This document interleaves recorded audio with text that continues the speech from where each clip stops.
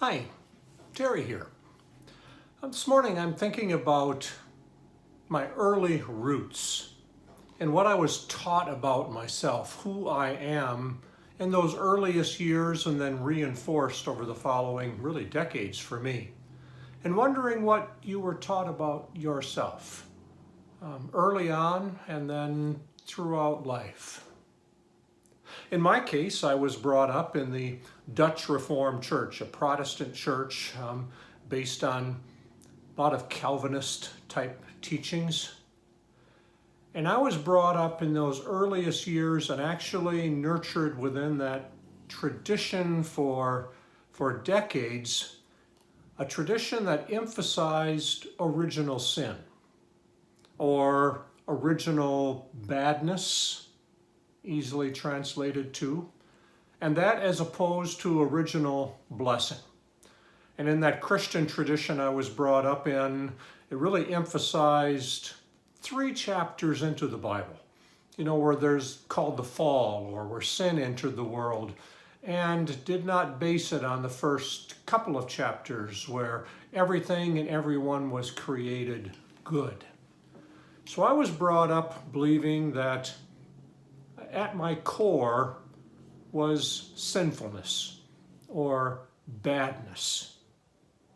And it could have easily been in another tradition where original goodness now might be distorted or might be layered under different things, but an analogy we made, not taught so much as just handed down from generation to generation, is that people were like onions.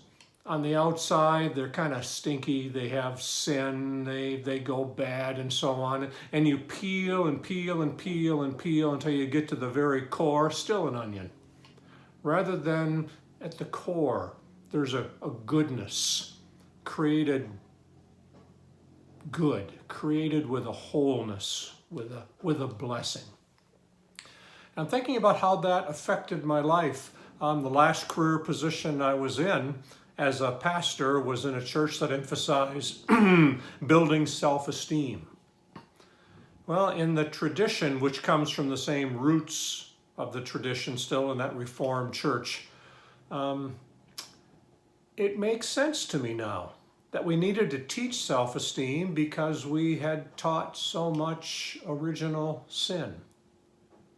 How different it would have been to sense that, to believe deep in my core from those earliest memories, from the earliest traditions passed down, that there was original blessing. There was at the core a deep, profound goodness that we live into, that we discover, that we believe in.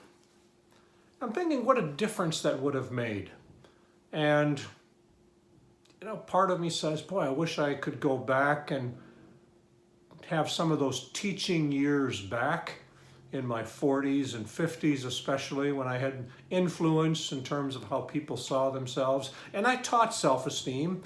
I taught blessing, but to teach that core, to help churches in nurturing all the way from nursery through children, through adolescence, that original blessing. And I still push against it. I no longer believe in that original sin needing to be emphasized at the core instead of original blessing, original goodness that needs to be sometimes rediscovered or lived into. And as we age, as we enter new development stages of development, to take the freedom that comes with experience and gained wisdom to live into it more fully. I wish I could, but I cannot, and regret doesn't help a whole lot, but I recognize I'm still needing to rediscover, to remind myself that shadow is still there. And I wonder what your earliest years were like. If you have that sense of original goodness, or if that's something you just keep rediscovering, or if you're not even sure there is an original goodness. But what a difference it makes, our earliest roots, and what a difference it makes to be able to discover some distortions early in life, and then to work in an ongoing way to change that, to be transformed by a new self-perspective.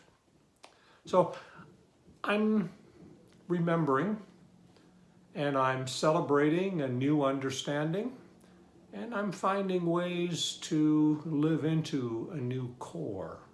I hope you are as well. Talk to you next time.